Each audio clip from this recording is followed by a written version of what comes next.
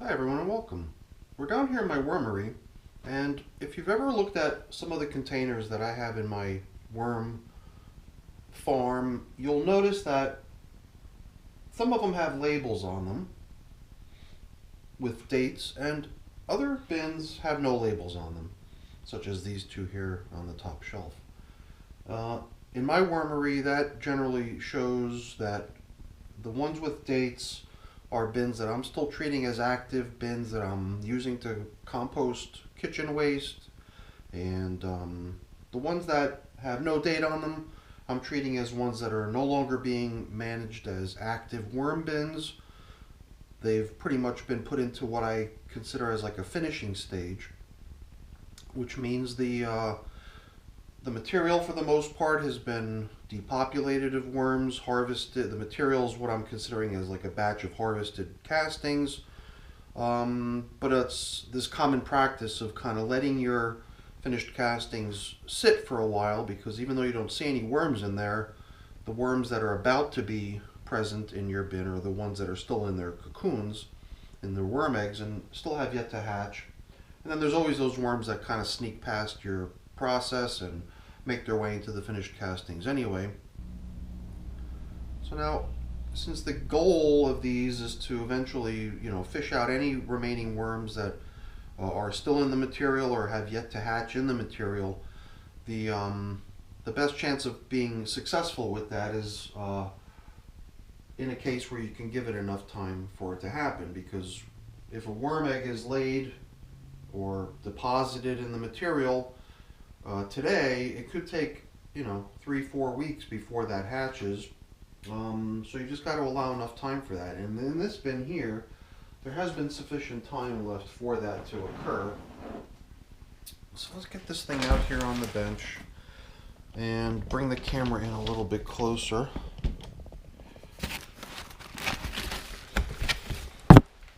The bin in this case is using a fairly small piece of plastic to isolate any potential moisture that would want to evaporate out of the material and keep it in the bin there. And everywhere else where there's only paper covering, there we allow the bin to follow its natural tendency of evaporating some of the moisture that collects. Okay. Pretty clean, I don't see any worms. And the material is drying out on the outer limits, and here in the center area where we've got that plastic covering things up, we can see a little bit darker color, more presence of freshly deposited castings. Means that this is where the worms have been hanging out. They're less likely to be found out here on the surface of this stuff, because this is where the drying is happening and the material is not quite as nice. In the case of this bin, I was seeing no luck with this pile of material that I had put out here to lure the worms up to the surface and out of the material. And then somebody commented on my video saying, hey, if those things are clippings from your tomato plant in your garden, then don't be surprised. That's actually something that the worms are probably not going to be drawn to. In fact, it might even be toxic. So it kind of answered my, long burning question from weeks of that stuff sitting there of, where are the worms, So what I did that same day, as soon as I saw that comment, I had placed a handful of small kitchen scraps right on top. I didn't remove the leaves, the tomato leaves. I figured in time, whatever it is about them that the worms are bothered by would probably, dissipate or vanish, and hopefully the worms in time would be able to start breaking down the material. And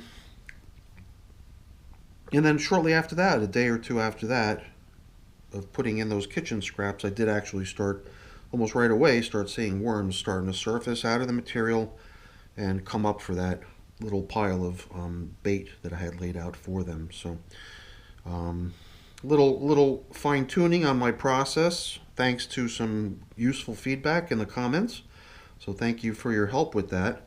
You know, I didn't really think there was a lot of worms in this material necessarily. I always did sort of anticipate that the majority of the worms that we'd be seeing are little tiny ones. Like here's the smallest one I believe that we've caught so far. I was believing that what I'd really be seeing in here are little tiny baby worms that had just emerged from their cocoons recently.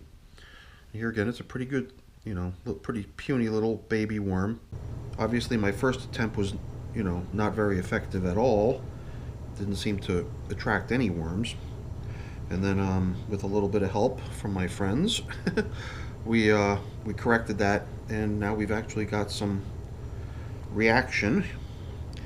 I am, though, still tending to think that if there are baby worms emerging from their cocoons in this material, or have recently emerged, then chances are they're still floating around down within the material, and they're going to need a little bit more time, a little bit more encouragement to make their way up to the surface where the fresh food is located. You know, not a lot of care was taken in trying to make sure that there was really no food left in this bin.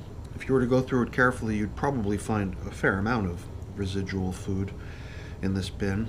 So those,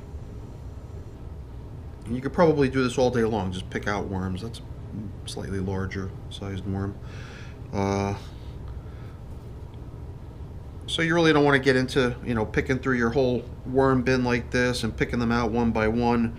You're really always better off having some sort of a process where, you know, the aim is to round them all up and let them kind of come to you rather than you needing to chase after them, because they're elusive, obviously, and they're plentiful, and you can go crazy trying to pick these guys out one at a time. So, you know, like I said, this was really more of an exploratory mission here. But I did figure as long as I'm, you know, most likely going to encounter worms along the way, it would be a shame to leave them behind. All the worms that I fish out here and collect as part of this examination, I'm going to be placing into my newest bin. And it's not going to be a huge worm release. It's not going to be so exciting to see like some of my videos where I release huge amounts of worms. This will just be a small little batch of worms that I collect here during this examination. And I guess the other thing that I'm going to be doing here is I've got a piece of bread. So my idea was to reload this bait station, the feeding area in this container in the middle here with a slice of bread, or half of a slice of bread.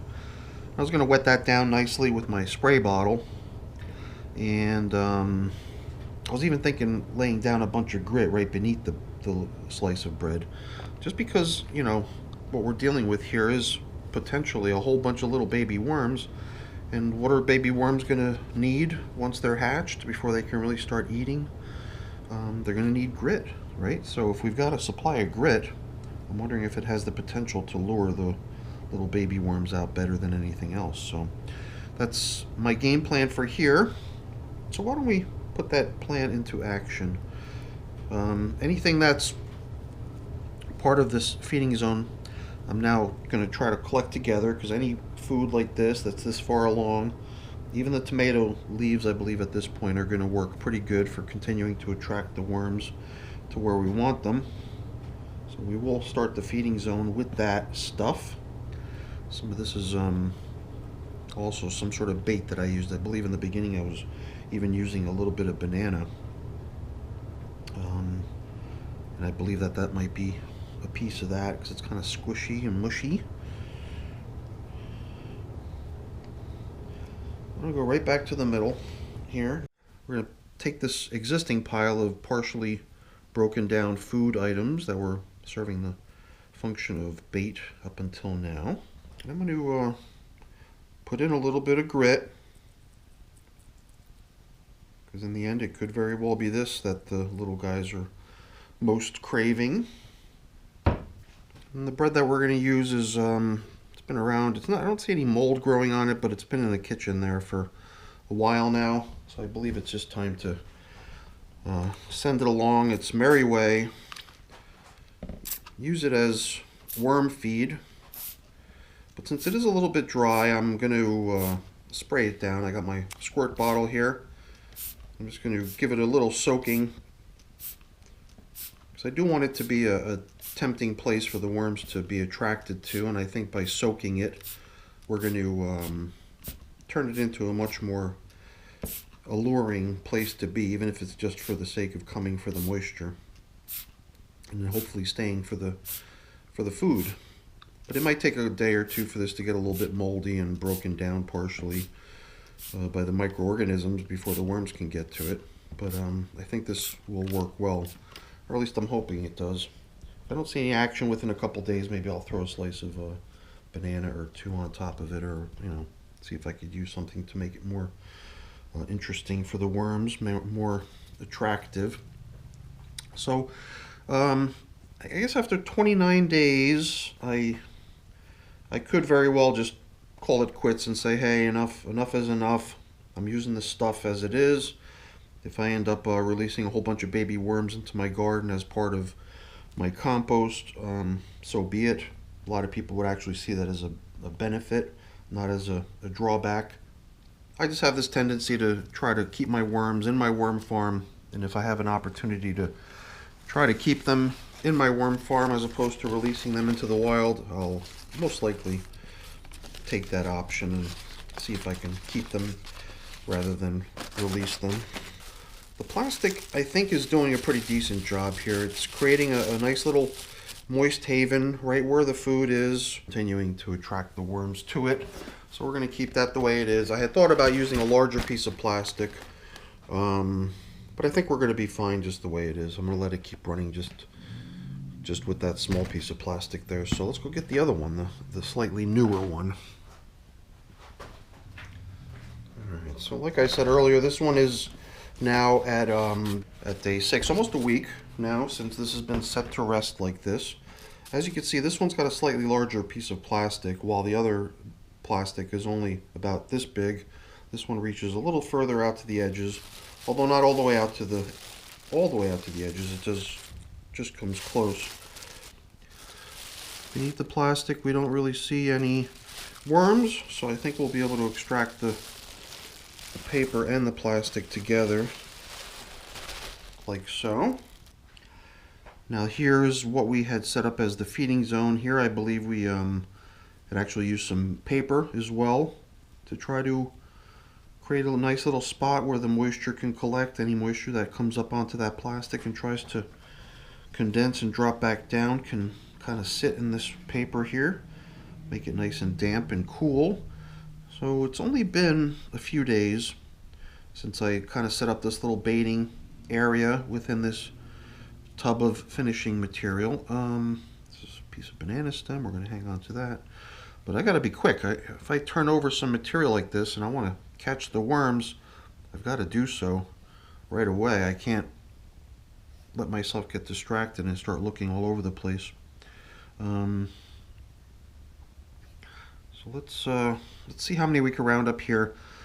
I think that this bin somehow seemed like it had a fair number of worms in it. So I really, am not surprised to find a bunch of them coming up to the surface for that little pile of food that we left for them. That pile of food is actually just scraps of material that I found in the bin as I was picking through it when I harvested the castings and I separated the worms.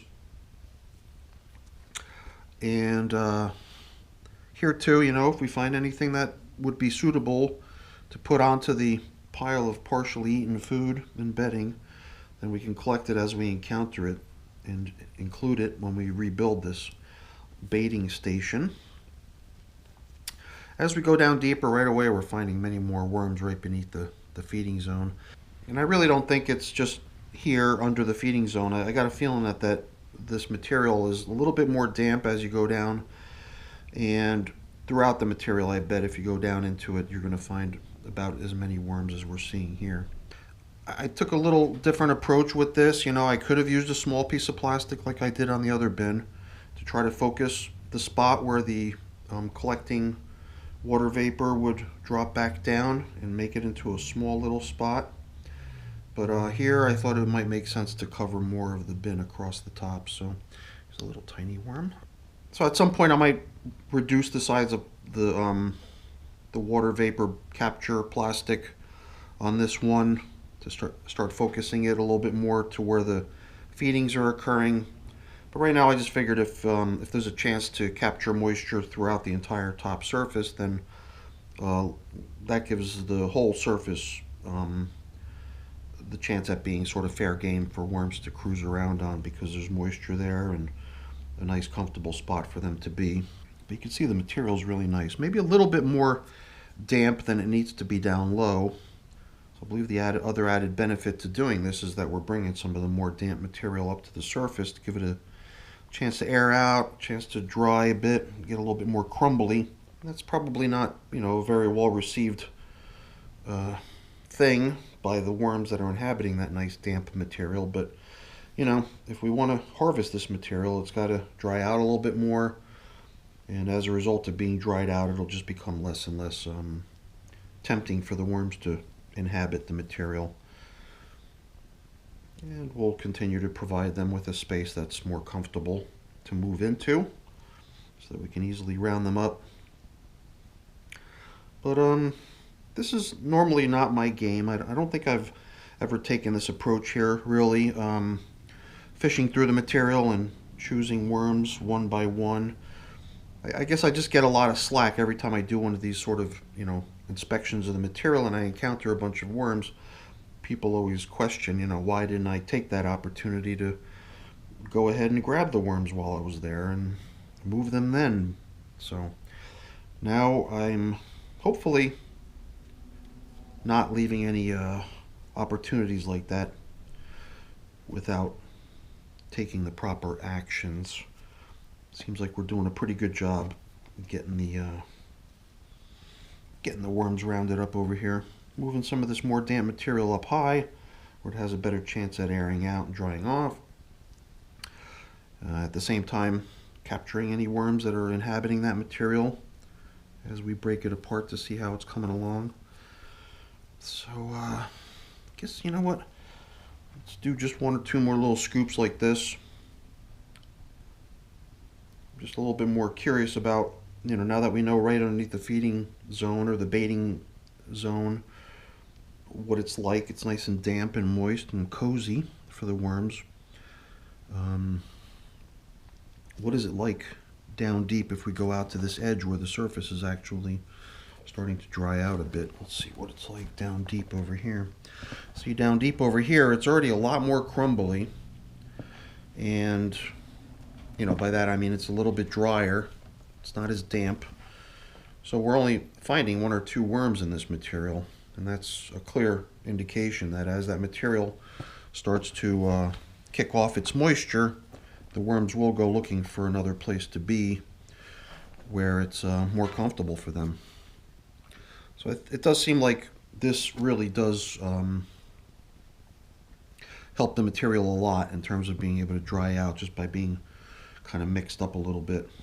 There's a banana stem, a pretty good piece of baiting material we could use. So you know what? I'm going to kind of level off this corner that we just dug up like that. Take our pile of collected food and bedding stuff that we're going to reload with. I'm just going to really quickly give each corner like this a quick little check to see how it's doing, at the same time bringing the more damp material from the lower sections up. This being a bin that was really still just an active bin less than a week ago, it's not surprising to find that the material is a little bit more damp than that other one, than that other tub that's been sitting around for a month already. All right, let's not get too caught up here. I do have a tendency to ramble, get sidetracked. While both of these are kind of making their way to the finish line, if along the way I'm able to, learn from the process and tweak my process, then, maybe the next bin will be able to get finished much more quickly. Got a lot of worms over here. Oops, whoa. I almost ejected the entire collection of worms right back into the material. Every place where you go down and you find a nice damp material, it's also where you're going to find the remainder of the worms hanging out. So there is value to leaving some worms in here to continue to work down the material. The longer we leave them, I'm sure the more fine this stuff will continue to become. So the material down here is also nice and crumbly, not quite as damp. And as a result, maybe just doesn't have quite as many worms in it. Here and there, you definitely come across a more damp pocket of material, and that's where the worms are. They always seem to know where to go. They're able to seek out that moisture pretty effectively.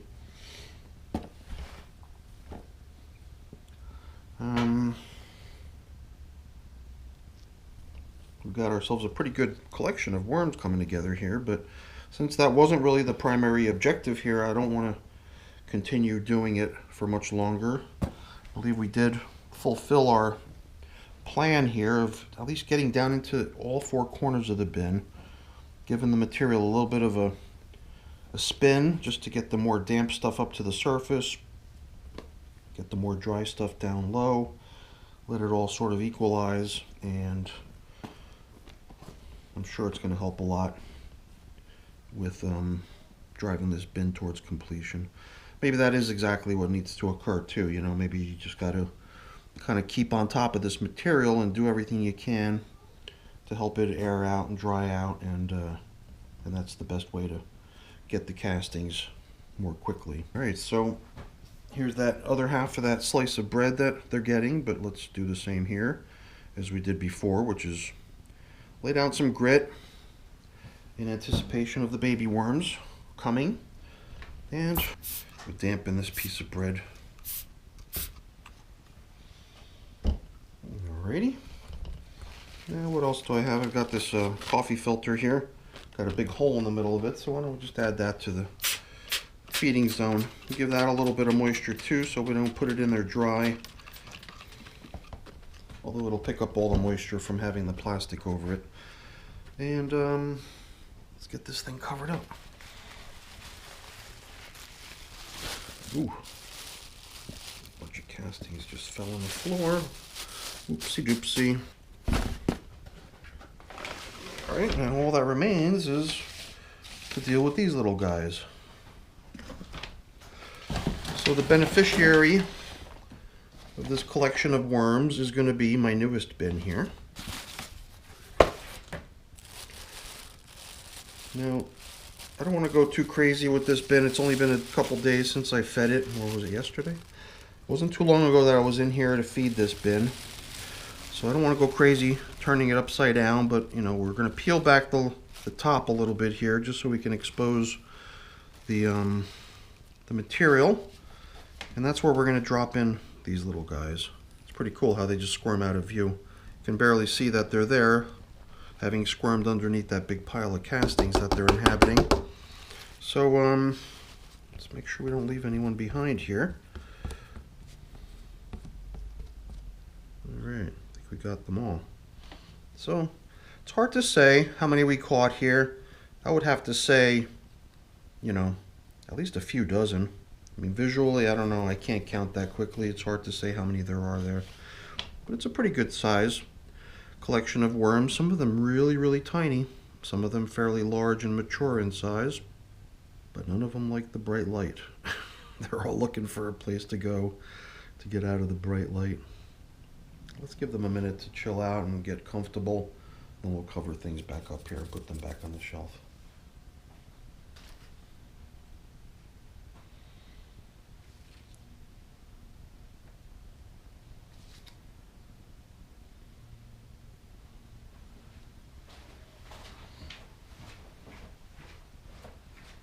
How do you like that? I stepped away for a minute to give this plastic a rinse and to wash off my glove. And all I see here are 1, 2, 3, 4, 5, 6. 6 worms remaining. All the rest have already gone out of view. These little guys are amazing. So mobile. So let's get them out of this bright light. Oh, I guess this glove is going to need another quick rinse once I get done here. But other than a few things that need cleaning up around here and putting away, I think we're done. So I'm really glad I had a chance to sort of, focus on my finishing tubs, because, they don't get as much attention as they need. I think sometimes they just sit on the bench, let them go. But, what I really want to know sometimes is there anything that I can do to help speed along the process? What can I do better? So, I'm just the curious type. I'm always looking for improvements to what I do. Always assuming that there's a better way to do it out there, That's my mindset to most things. So, let's get things wrapped up here. Before I do, though, I just want to say thank you. Thanks so much for watching. Hopefully you enjoyed the video. If you did, as always, please remember to give me a thumbs up. Also, consider becoming a subscriber to the channel as well. That helps a lot, too. All right, everyone. Have a great day. Thanks for watching. Bye.